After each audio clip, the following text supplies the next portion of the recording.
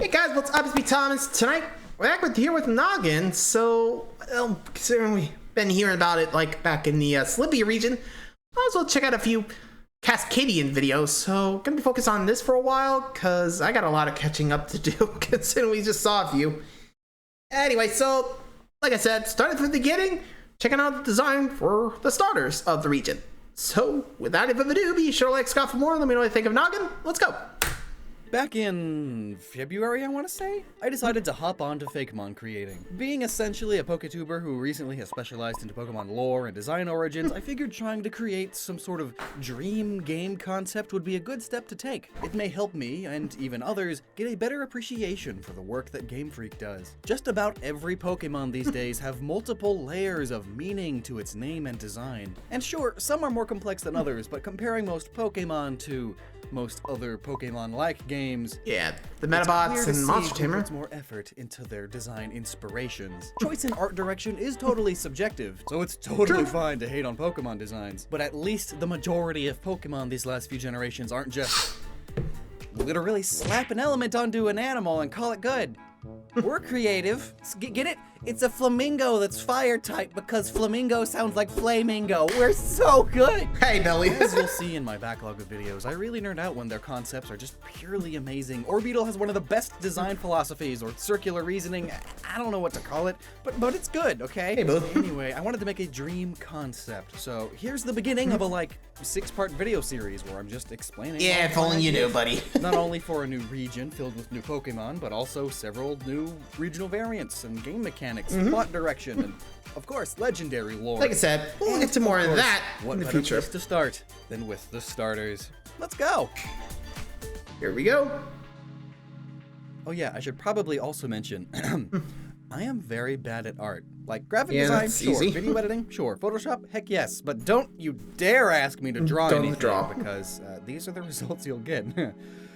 So I commissioned a load of Fakemon artists to help me out with this series. And credit where credit is due. While fundamentally the ideas and researched connections are mine, I worked with a lot of these designers' own ideas on how to make them look even better too. They really helped a lot. In the case of these starters, they are all the work of Oscar Belmont, at rgrayland on Twitter. He's also done a lot of work for Mr. Buddy, who coincidentally is also doing a region based on the Pacific Northwest right now.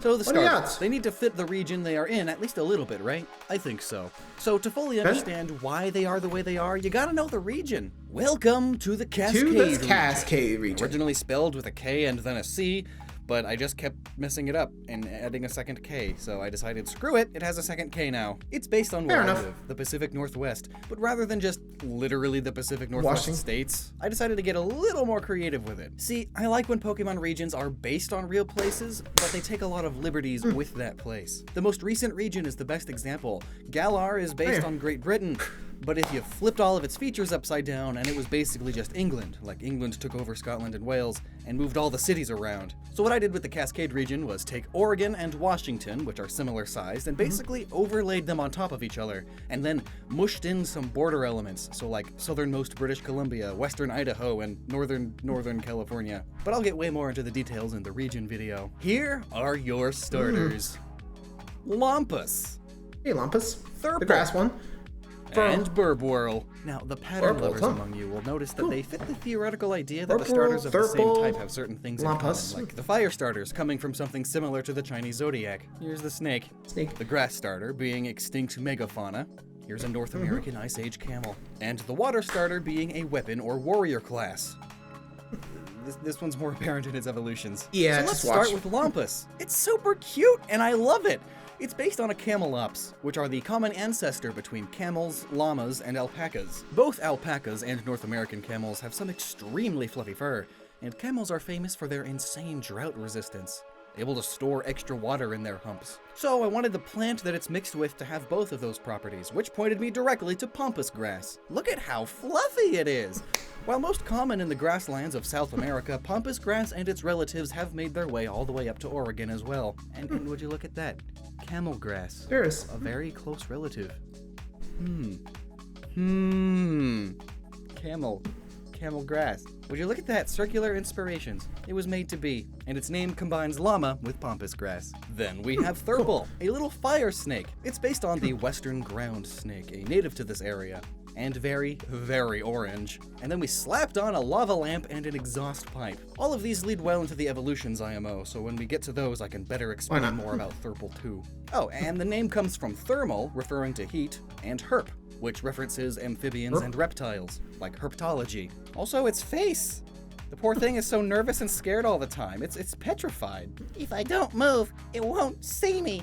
Incarnate. And yeah, too bad we can see you, buddy. Hey, someone had to say it. Someone had to say it. Anyway, moving along. Lastly, Burb Whirl.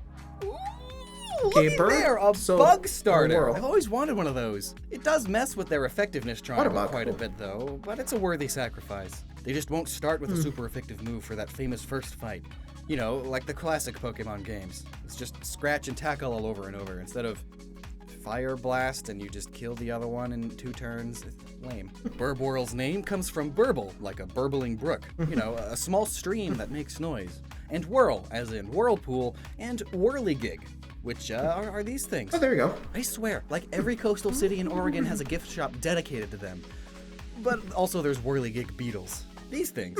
It's a family of water beetle that go by all sorts of names. I always used to call them boatmen because they look like little boats with 2 oars sticking out the side. Anyway, being the first stage, I wanted to sort of incorporate the larval stage of these beetles into the design, but the problem is that they are disgusting looking, and starter Pokemon are supposed to be cute or cool or something. So we sort of mixed the larva and adult stages together and gave it a sort of so ugly it's cute kind of vibe. You know, not sure that's possible, but too strong. Like, they are as ugly as feasibly reasonable, but they're still kind of cute, I guess. Oh, yeah, puppies are always cute. That it's blowing on its head, like how babies have snot bubbles. It mainly uses bubble moves, and it can also blow that bubble big and wear it like a protective helmet. Which gets me to the abilities of all 3. So another big thing you'll need to know for the context of the designs of these starters is the new game mechanic I thought up. Now, to keep it extremely simple for now, as I'll have a whole explanation video about it later, the whole region has extreme seasons and weather, and has filled the Pokemon here with a sort of weather energy. Battles are not only fought directly like normal, but control of the weather is a big deal again. And certain weather conditions can stack, and there's a whole lot more of them. That'll be its own video. But since that's the whole thing, I wanted the starters to all sort of reference this in their abilities, and even in what they are based on. Burb Whirl here is able to blow itself an air bubble, which protects it and its line from weather effects that impact air quality. In a way, it's kind of like a Raquinid's head, except it's still an air bubble. Thurple is literally and figuratively hydrophobic. It's scared of getting wet, hence the pattern on its eye making it look worried. But it really has nothing to fear because, well, it's a bit hydrophobic. Water slides off of its rubbery body, rendering it immune to the effects of rain and snow. And then Lumpus. Interesting. Well, it's a camel, and camel grass. So it's drought resistant. Drought-proof. It's immune to weather effects that change temperature. So all together, they cover the spectrum. Temperature of weather stays. effects. Oh, North, hail, a big part that of starter one design evolves philosophy the is that they falling each have their own stuff. personalities, often a cute, cool, and funny one. So Thurple is a funny little scaredy cat. Snake.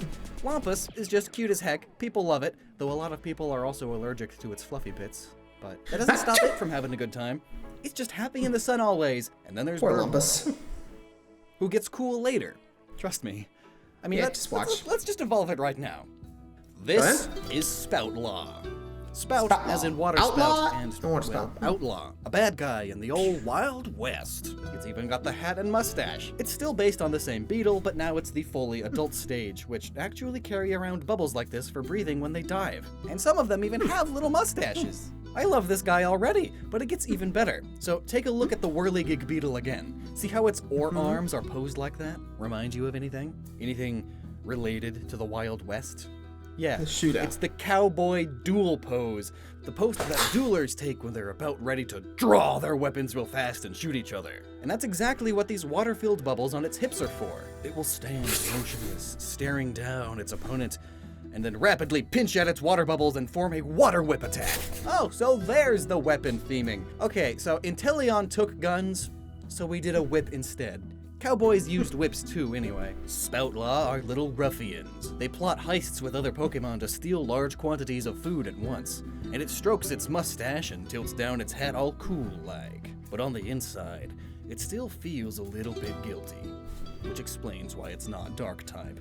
As well as its evolution. But before that, let's evolve Thurple. Okay, This Thurple's tough.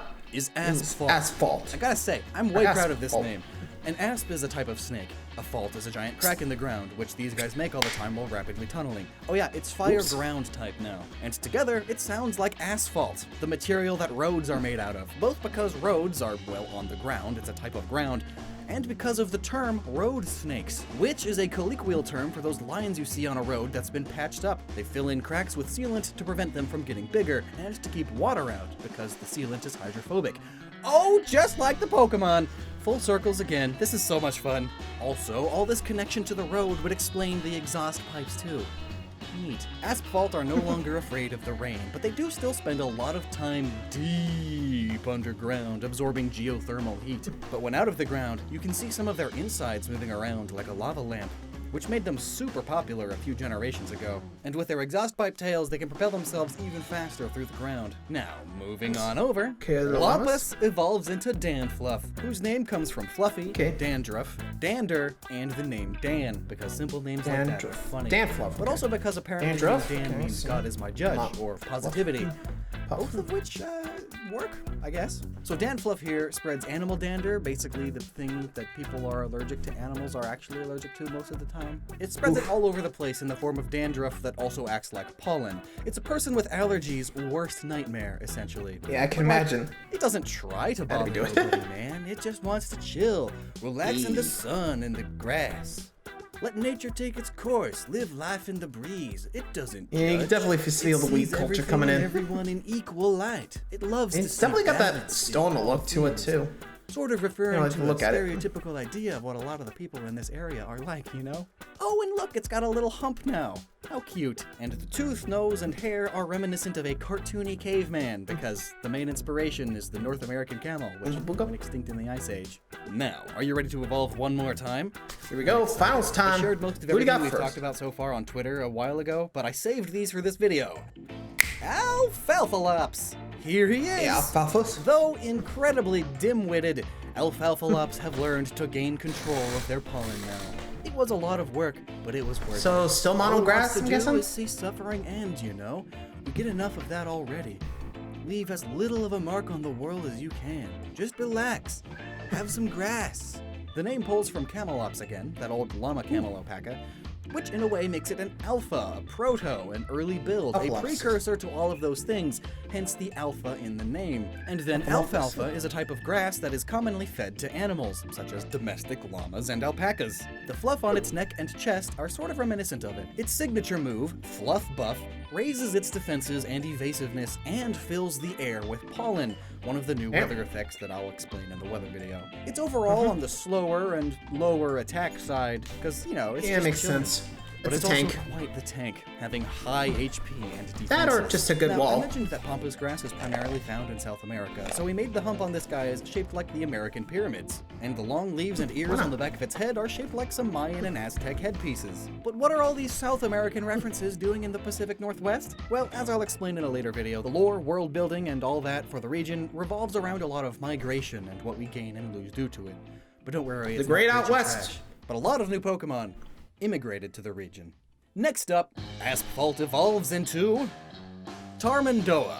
It's now a western ground snake mixed with a rubber boa, which then literally adds an extra layer of rubber on top of it. The name reflects this, as it ends Tremendous. with boa. And the rest of the name comes from tar, mend, which is what road snakes do, and tarmac, another type of road covering, like asphalt, which tends to be more resistant to scuffs and certain weather effects. Tarmandoa is incredibly fast, both above and below the ground, thanks to its propulsion system. And because of its heat, it forms lava tubes while digging. There are lava tubes all over this part of the world. They're neat, I've been in some. Its signature move, Thermal Vortex, has it spin its body towards the foe, creating a spinning and scorching blast of air that hits multiple enemies, and clears any weather conditions that are wet or cold. If there are none, it begins a drought. Overall, Tarmandoa is about its speed primarily. Its other stats are more or less equivalent. But with its evolution, its ability has been tweaked. Rather than simply being immune to rain and snow, it now also halves the damage it takes from water-type attacks. Meaning technically water-type attacks are still super effective on it, but it's times 2 instead of times 4. I mean, that rubber on its back makes it waterproof from that angle. And lastly, my personal favorite of the bunch, Spoutlaw evolves into Vaquamail. I had a hard time choosing between that name and Vaguamail. Which do you like better? Say Vaguamail. Vaguamail. Mail comes from Maelstrom, which is basically a giant oceanic whirlpool, because again, whirligig beetle, whirlpool, ha.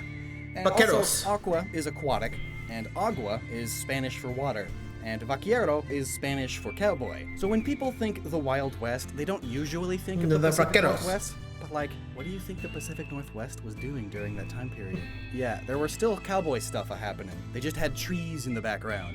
And seeing as this area was super close to Mexico before the Mexican-American War, and seeing that the Hispanic population here is sizable and still growing, I wanted to reference both in some way. So here's a whirligig vaquero, a lone wanderer, maybe even a sheriff.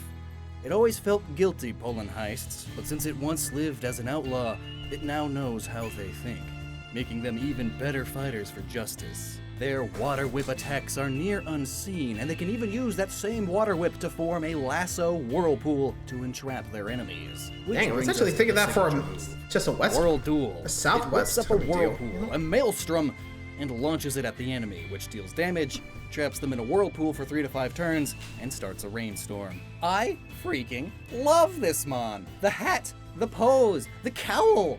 Ooh! Vaquamail is a bit of a glass cannon, referencing those Wild West duels. It can deal a lot of damage with its high attack and special attack and high speed, but its HP and defenses aren't great.